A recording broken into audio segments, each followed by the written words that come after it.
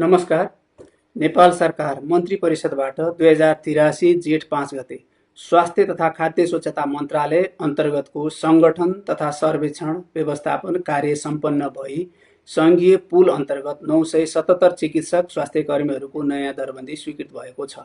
यो स्वीकृत दरबन्दी सङ्घीय स्वास्थ्य तथा खाद्य स्वच्छता मन्त्रालय अन्तर्गतको सङ्घीय पुलको दरबन्दी हो।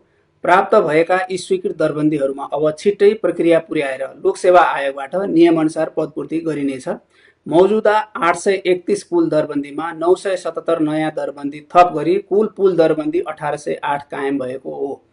विभिन्न विद्याका विशेषज्ञ चिकित्सकहरू, नर्सिङ स्टाफ तथा स्वास्थ्य क्षेत्रका नयाँ विषय विज्ञका रूपमा विधाहरूलाई समेटेर विशेषज्ञ सहितको दरबन्दी स्वीकृत भएको हो। नेपालको इतिहासमा विगत लामो समयपछि यति धेरै सङ्ख्यामा स्वास्थ्य कर्मीहरूको दरबन्दी स्वीकृत भएको छ।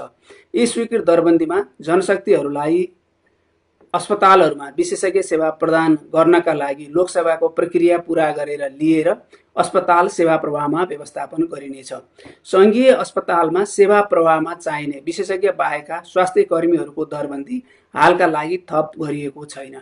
केही सङ्ख्यामा आवश्यक हुने स्थानमा त्यस किसिमका जनशक्तिको समेत व्यवस्था भएको छ, तर सिएमए, अहेब, अनमी लगायत प्राविधिक सहायक स्तरका स्वास्थ्य कर्मीहरूको सेवा प्रवाह गर्ने स्वास्थ्य संस्थाहरू प्रदेश एवं स्थानीय तहमा रहेकाले सम्बन्धित प्रदेश र स्थानीय तहहरूमा नियमअनुसार सङ्गठन तथा व्यवस्थापन कार्य सम्पन्न भई दरबन्दी व्यवस्थापन हुने विषय सबैको जानकारीको लागि अनुरोध छ। धन्यवाद।